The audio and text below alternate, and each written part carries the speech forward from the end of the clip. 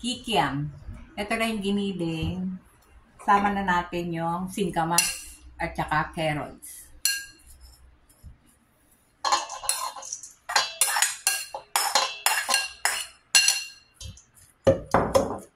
Lagay natin yung sibuyas.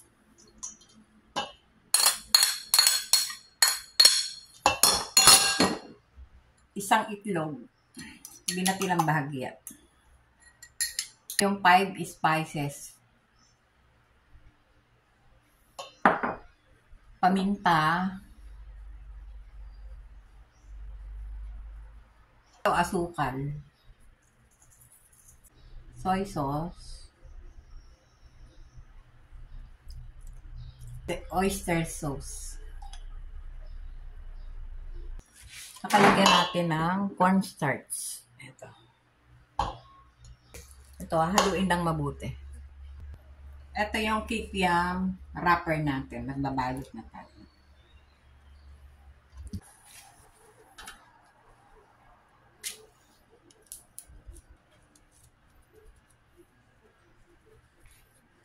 Mataba yung isa.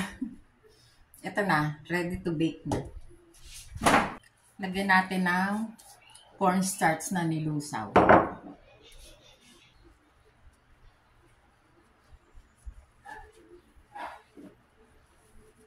Lalagay natin dito sa baking tray.